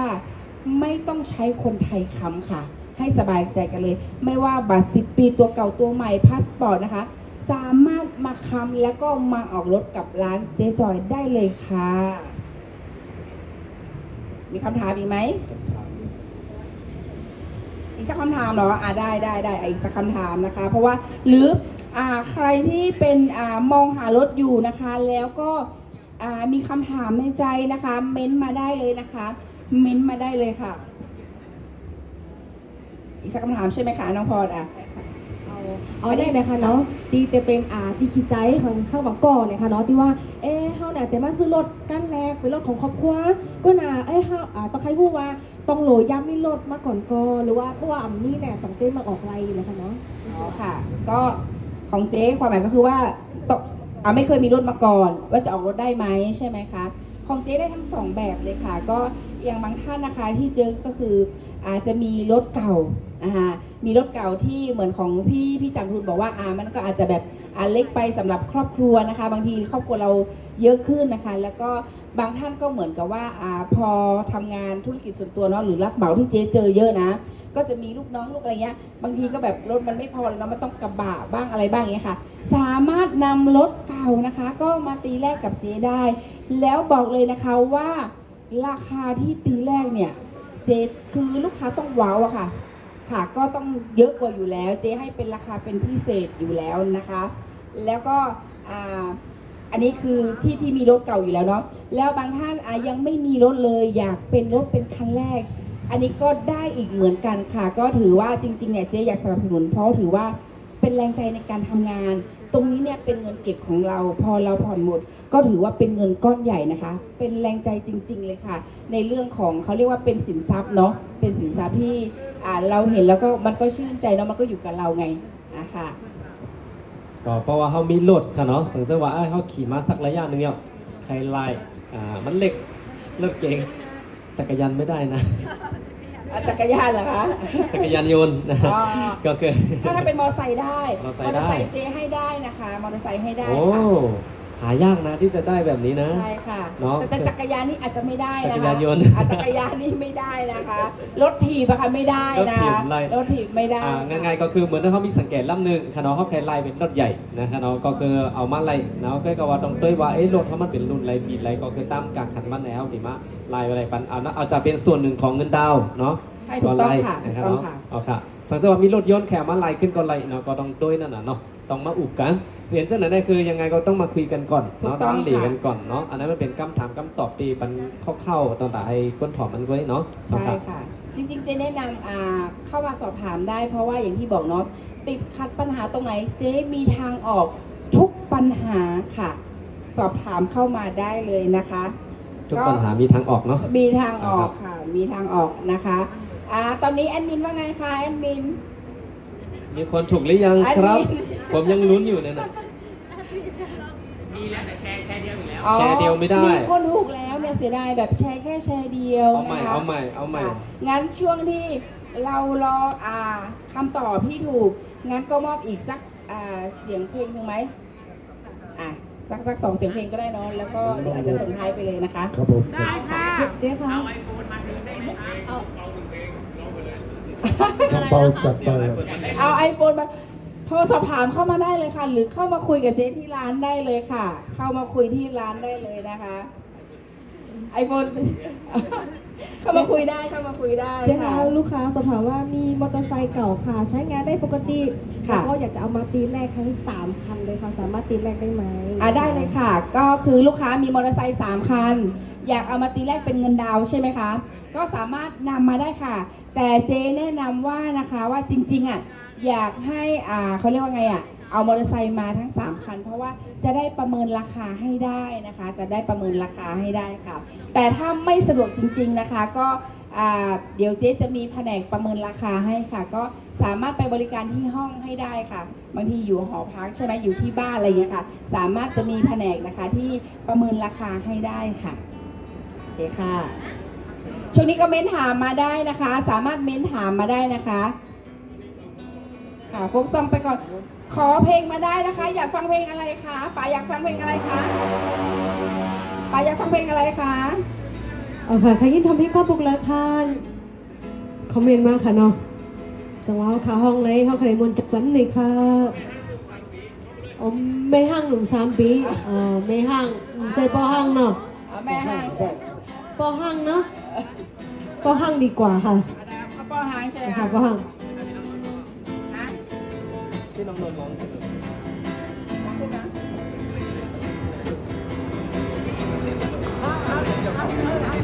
โอ้เนี่ยไก่ทั้งนั้นอะ ปอห้างหนุ่ม3 ปีปอห้างหนุ่ม3 วันเปิ้นเล่ไก่ตัว สามารถให้ทิปได้นะให้ทิป ใจ ได้ ปอห้างห่างดีหันเพลไปจอมอันนี้เพลจอมซอนกว่าเลยก็เลี้ยวยิ่งโดยยิ่งแค้นมาทุกตาปักหวานเสียงลาดกว้างไปป้าหน้าอ่อนๆยุ่งใส่จู้จื้อเฮาเมาเป่าหังเลยอยากเจอหมอกปันนังเลยเหือสู่มีจูอย่างนี้ปอไปมีแค่ลีใจปอหังหนุ่มขี้อุ่นเจอนังปอหังอ๋อมันหังก็ถูกเจอนังถูกเจอนังปอหังอ๋อมันหังก็อุ่นเจอนัง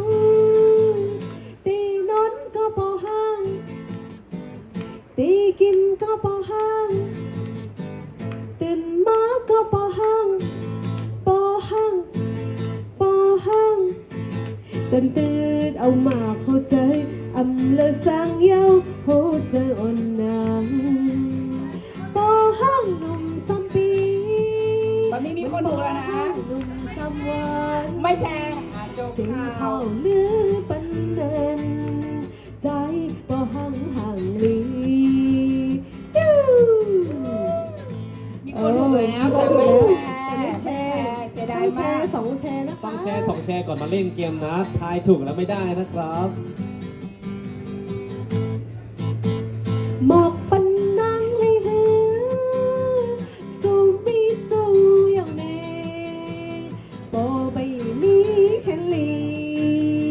ใจปอหังหนุ่มขี้อุ่นใจนังปอหังอ๋อมันหังก็ถูกใจนังถูกใจนังปอหังอ๋อมันหังก็อุ่นใจนังตีนอนก็ปอหังตีกินก็ปอหังตื่นมาก็ปอหังปอหังปอหังจันเดินเอามาหัวใจอำเลอสังเย้าหัวใจอ่อนนาง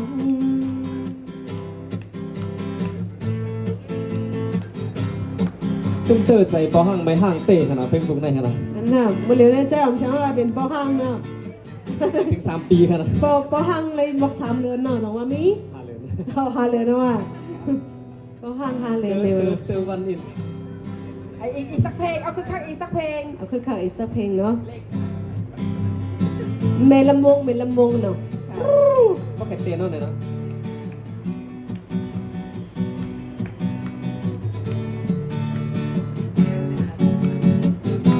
FC บอกว่าลุกเต้นหน่อยไหมขยับหน่อยไหม เมลำมงให้เนอพยาตาลาลาพอพันวีมันแข็งไว้ลีลีพอสีหลอดมาเมลำมงเตะเอาเฮนาวว่าปอกายมี14 สาวว่าอันยิ้มเตะกาก็ขี่รถเมื่อเล่ขี่สังแกเมื่อโดยปีคุณเล่าเอ้ยปอสมอพอยนังเตเลยกลมตั้งขึ้นบักตาน้องปอหุ่นยนต์เปิดใจเรารักษาลาพี่เลยมาขี่กังก็น้องมองใจมาก็แต่เมื่อว่าสิก็ยังอ่ำหันมาละก็ซอยละก็ซอยอยู่หันมุงค่ะหันเล่าคู่หน่อยตบคู่ใจเลยมาเสือทงป้าเลยหวยว่าน้องมือ ออกเบิ่งเบิ่งส่งก็เฮาไกวขวาลอยว่ามีซ้ายและไม่หูปันหูเมาสู้ยังเว้าเอาเฮาอย่าโกรธใจพี่อย่าโกรธป้าดังมีพอก็ไอ้ปีมีเบป้าเปียเป็นเพน้องขามือต้องทองมันอำลองในสามาเลินสามัยใหม่ขึ้นไต้ลำวังอาจจะมาของอาปอเจ้าลดเจ้ากาปองซาเลยสุดีเอาก็เอาอย่าปันน้องไหลมา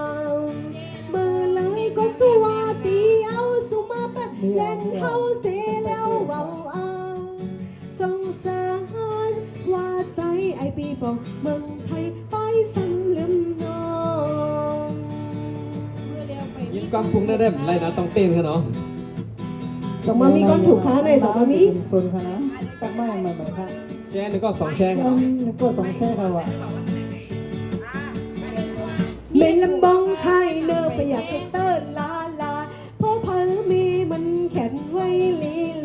เพราะเซหลอดมาไม่ละมงเตะเอาให้นังหัวปองแกมี14เศร้าว่าอันยังแต่กาก็ขี่รถมือเละขี่สังแกมือโดยปีคุณเล่าเว้ยพอสู้หมอพอยนังตีเลยก่อนตั้งขึ้นมักตาน้องป้อหึนย้อนเปิดใจเรารักษาลาพี่เลยมาขี่กังก็น้องมองใจมาก็แต่เมื่อว่าสิ้นก็ยังอำหันมาแล้วก็สายแล้วก็สายอยู่หันพุงขาหันลาวกูหน่อยตบโคใจเลยมาสื่อพุงป้าเลยไว้ว่าน้องมือป้าท้องมูเสือเฮาก่อยออกมึงมาส่งก็เฮาก่อย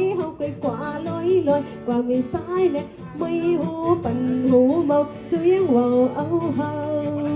อย่าโกรธใจพี่อย่าโกรธป้าดังมีพอก็ไอ้ปีมีแม่ป้าเปียเป็นเพน้องขามือตกทอ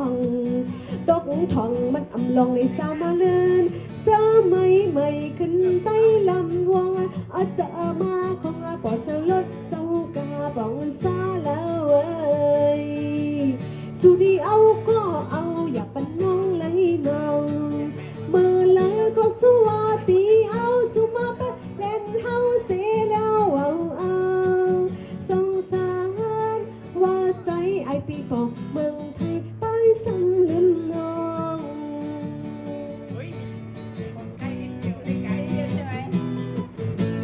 มีคนใกล้แล้วใช่ไหม โอ้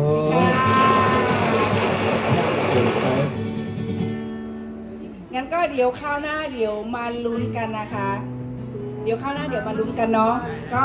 วันนี้นะคะเจ๊ก็ต้องขอบคุณนะคะศูนย์น้ำหน้าเจ๊จะไปแล้วค่ะเจ๊จะไปแล้วนะคะ ก็ยังไงก็ช่วงเทศกาลสงกรานต์นะคะ เจ๊ก็ฝากนะคะฝากทุกท่านนะคะขับรถเนาะช่วงนี้รถเยอะนะคะ ก็ระมัดระวังกันนิดนึงนะคะ แล้วก็ใครที่เป็นลูกค้าเจ๊นะคะ ติดขัดนะคะในช่วงการเดินทางไม่สะดวกก็สามารถโทรหาเจ๊ได้นะคะ ติดขัดเรื่องรถสามารถโทรหาเจ๊ได้ค่ะ ก็ของเจ๊นะคะร้านหยุดนะคะ เปิดอีกทีคือวันที่18นะคะของเจ๊ร้านเปิดวันที่18แต่ท่านไหนนะคะท่านไหนหรือลูกค้ามีธุระด่วนก็สามารถโทรหาเจ๊โดยตรงเบอร์นี้ได้เลยนะคะ หรือบางท่านตั้งใจมาดูรถช่วงสงกรานต์นี้นะคะ ตั้งใจมาดูรถก็โทรหาเจ๊ได้อีกเช่นกันนะคะ ก็เจ๊ก็จะมีทีมงานบางส่วนที่สแตนบายไว้อยู่นะคะ แต่ร้านนี้ก็อาจจะปิดหน้าร้านว่าไงคะ ให้พี่จำทุนร้องเพลงอีก1 เพลงค่ะ FC เม้นมาอยากฟังเพลงจามทุนค่ะ พี่ขนาด เพลงอะไรดีคะพี่จามทุนส่งท้ายถือว่าส่งท้ายนะคะ เพลงเจืองแล้วค่ะ จนแล้ว เจิงแล้วนะคะ แปลว่าไงอีกเอาแปลให้เจ๊หน่อยคือหรือเป็นประมาณว่า เอาชื่อวงใช่ไหมอ๋อวงของพี่จำพูนเนาะค่ะโอเคงั้นก็เดี๋ยวเราส่งท้ายด้วยเพลงของพี่จำพูนนะคะชื่อเพลงว่าอะไรคะเอาลองฟังเอาโอเค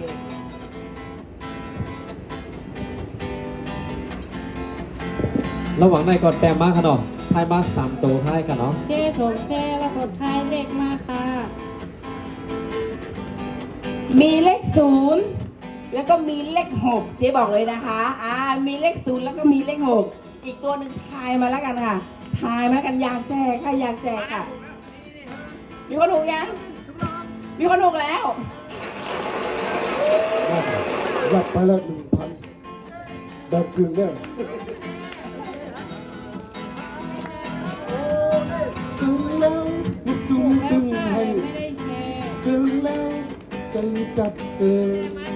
จมเสือยังโยกัดดีโดยสูงมันไตก็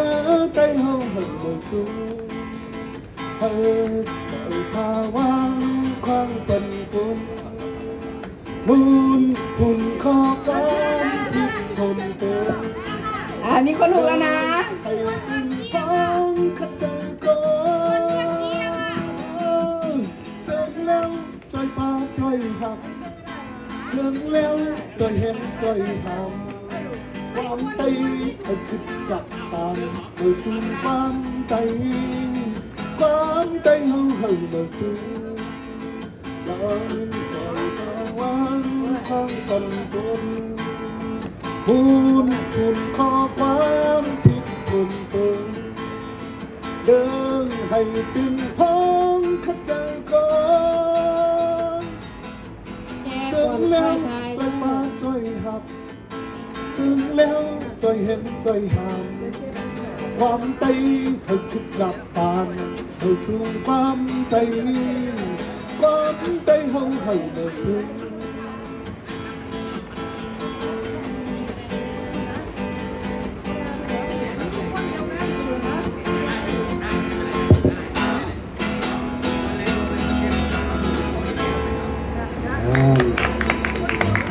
จบครับจบเลยนะครับ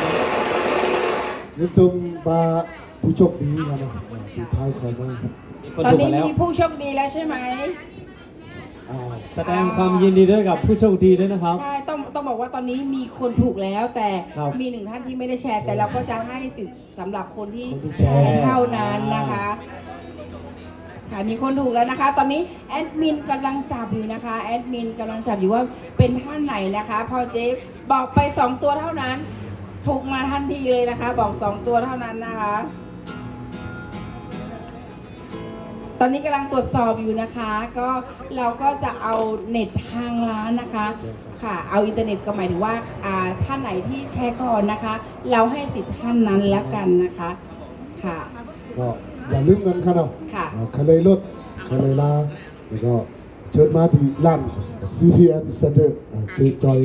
จัดปันนะครับเนาะว่าสาขา1ที่เมโจสาขา2นาวัดกุมารสาขา3ที่นาหมู่บ้านคอนเวงนะครับเนาะจำที่ไรกว่าที่นั่นค่ะไว้ใจเจจอยจัดปันนะครับเนาะในสุขะ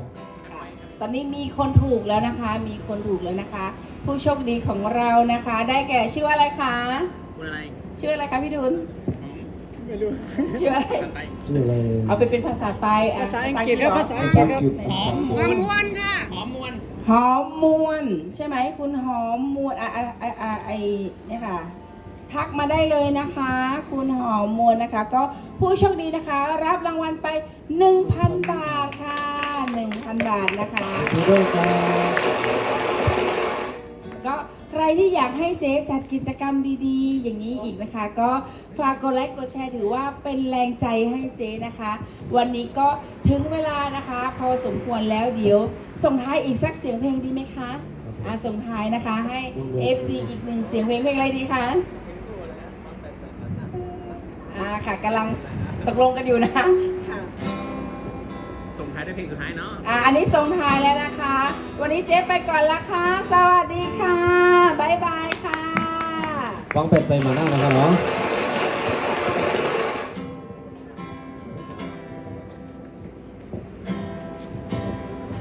เอาค่ะจังเสื้อค่ะเนาะเอาค่ะสองพี่น้องค่ะก็เลยเคยออกรถยนต์นี้มาที่ร้านเจ๊จอยเอาค่ะเนาะ ใช่ครับนี่เป็น3สาขาเนาะก่อนที่เลยก็เลย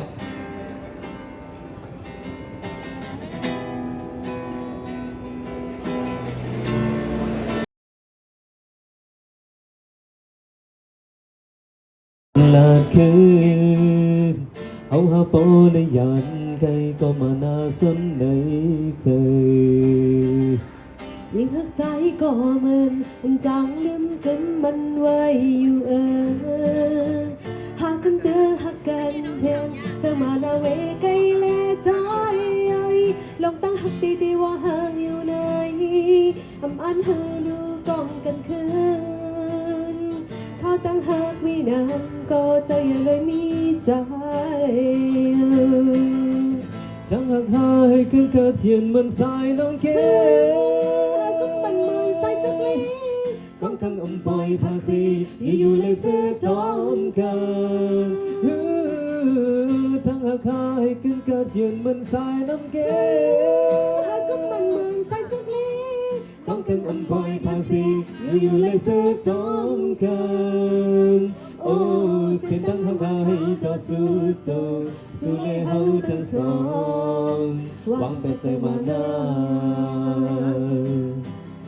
เอาค่ะก็มีพี่น้องค่ะเตรียมมาว่าเลขที่อันถูกนั่นเป็นเลขอีสังเลยค่ะใจออมแสงเอาค่ะ เลขตีอันถูกทำมาใกล้ค่ะส่วน67ค่ะนะ 067เลยค่ะเนาะเอาค่ะ หวังเขาหาเลยยันจงจันหือดังหักหาใหญ่ในใจอันซื้อจอมปืนก็ใจก็มาวนจอมซื้อลองทั้งคุกใจเลยว่าคุกใจเลยใครขึ้นมือจูน้องลาบคืนเอาหาปอเลยยันใครก็มานาสนในใจ ยิ่งหักใจก็มันจางลืมกันมันไว้อยู่หากกันเตือหักกันเทียงจะมาหน้าเวไกลแลใจลองตั้งหักดีๆว่าหักอยู่ไหนพันลูกองกันคืนเขาตั้งหักมีน้ำก็จะยังเลยมีใจ แชร์เด็กไล่ประดิษฐ์ครับ ทั้งหักหาให้ขึ้นกระเทียนเหมือนสายน้ำเก ก็มันเหมือนสายจักรี ก้องกันอันปล่อยภาษีอยู่ๆเลยเสื้อจอมคายทั้งหักหาให้ขึ้นกระเทียนเหมือนสายน้ำเก ก็มันเหมือนสายจักรี ก้องกันอันปล่อยภาษีอยู่ๆเลยเสื้อจอมคายโอ้เสียงดังหักหาให้ต่อสู้โจสู้เลยเฮาทั้งสองหวังเป็นใจมานานโอ้เส้นดังหักหาให้ต่อสู้โจสู้เลยเฮาทั้งสองหวังเป็นใจมานานโอ้เส้นดังหักหาให้ต่อสู้โจสู้เลยเฮาทั้งสองหวังเป็นใจมานานยินจำค่ะยินจำมือก่อนค่ะดีเต็กไลท์เต็กแช่หนึ่งค่ะเนาะค่ะ วางเป็นใจมันหน้าในค่ะเนาะไม่ได้ก็เข้าไปย้อนส่งให้กันข้างในก่อนนะครับเนาะ แซวค่ะ ครับไม่ซุนกูก็ค่ะ ไม่ซุ้งค่าไม่ซุ้งค่าม้วนๆค่ะไม่ซุ้งค่าจะพบกันปอกน้ำมากเลย